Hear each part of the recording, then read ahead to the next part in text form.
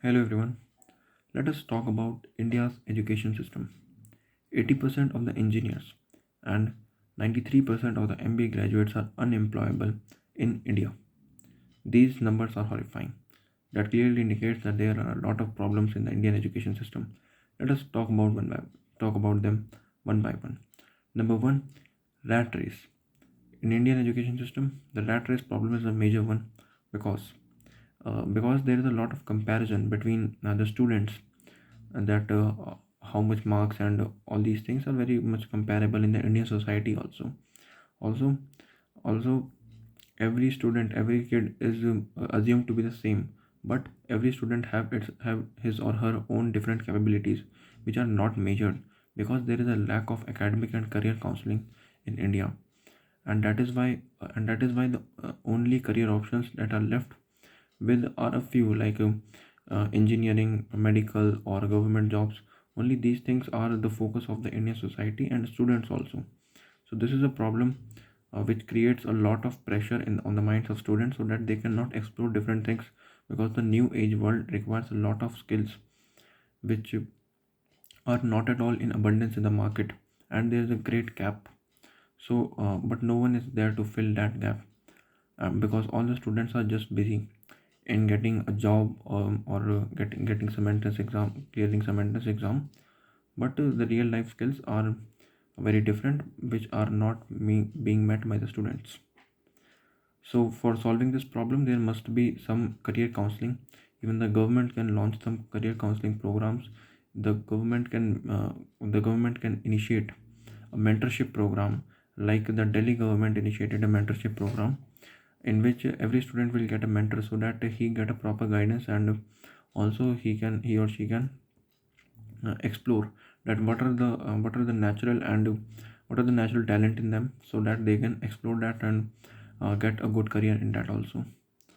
So this is important so that the student, rather than searching for a time pass, search for a pastime so that he or she can build a career over that. Another problem is that the syllabus is not updated.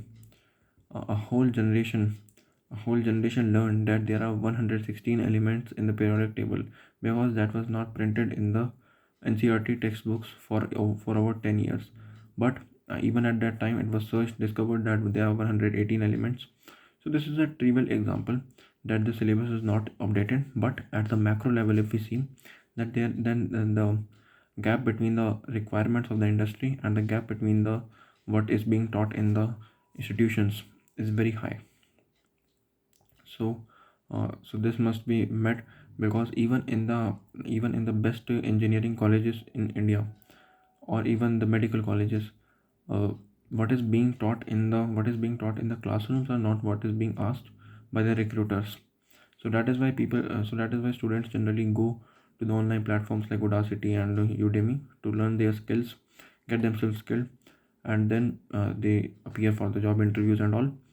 So there is a gap that the classrooms are not meeting up, and so there is a urgent need of improvising the syllabus, and that can be done by setting up some committees, and by looking forward at what is the world doing, and what are the real problems, what are the real requirements of the industry. Some industry people must be bring in the committees of updating the syllabus so that they can give their inputs also. So such steps must be taken by the policymakers. That is how this thing can be dealt. Another thing is that in education system, two things are missing. One is education, and another thing is system. So because what are we taught are not generally that the real life demands, because still we are being taught that how to write a formal letter or how to write an informal letter. These things are quite outdated. Today the requirements are how to write an email, to get a job, get an internship, or get some startup opportunities, how to what is the framework of starting a startup, or how to file the tax returns. These are the real life skills that every person must know, but these are not the things that the schools and the colleges are teaching their students. So this is a thing of concern. Another thing is that there is a lack of practical experience. So this is self-explanatory because majority of the learning approach is theoretical in classroom based, textbook based, exams based, but the laboratory based, the outdoor based learning is very less. Even if we see, then the guidelines that the government make for the assessment of students, only 30% of weightage is given to the practical experience, and that to how much is practical is not being measured, because majority of the time it is seen, and I have experienced it also, that in the practical assessment, students generally just copy of what is written in the books, and they just submit it, and they get marks that 30% gets filled up. So these things are very common in India, and so these things must be done. The practical experience must be increased. The subjects like physics and accountancy and business studies and chemistry, biology, these subjects, all the subjects are made to be uh, are made are meant to be teach practically. So that must be increased, at least 50% for practical and theory must be there, so that the student gets an overall perspective of what is inside the subject, what is the thought inside the subject, rather than just mugging up formulas, definitions, and all. Practical experience must be included. Another thing that concerns the Indian education system is that the teachers are very less paid in India.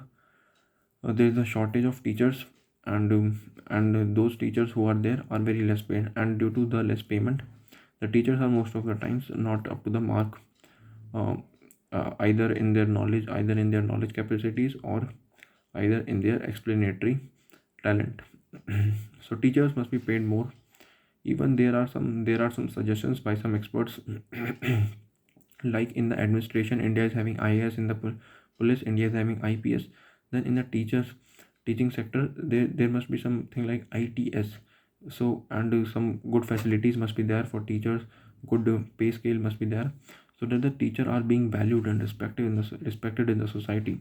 And that is how we will be able to attract more and more capable people in the teaching sector, because good teachers are very much required. If we invest hundreds of billions of dollars in investing in infrastructure of school, that will not bring as much as result as we invest in the salaries and training of the teachers. So this is also very important.